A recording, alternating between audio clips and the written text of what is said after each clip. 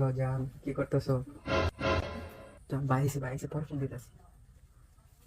কার সাথে কথা কস রে? জসিম ভাই। কার সাথে কথা কস কইতি না নাকি?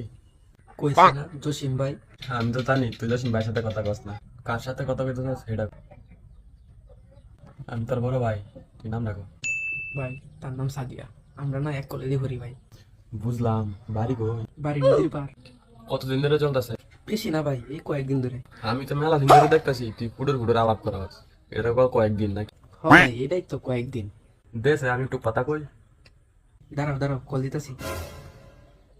হ্যালো সাদিয়া, তোমার কথা না ভাইয়ের সাথে সবকিছু কয়ে দিছি। এখন না ভাই তোমার সাথে কথা কইতো। আচ্ছা দিতেছি। হ্যালো, ভালোই আছো? তোমার কথা তো এর কাছে সব শুনছি। তুমি যেন আমার ভাইয়ের সবকিছু জানি না শুনে প্রেম করতেছ, সেটা তোমার সৌভাগ্য।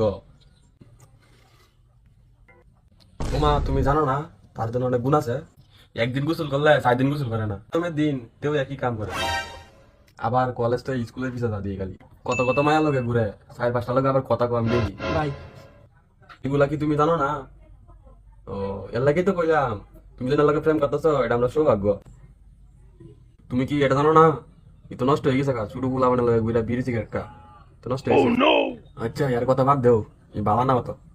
তুমি আমার নাম্বারটা নেও, তুমি আমার কল দিও, আমি কত কেমন তোমার লগে আসতে।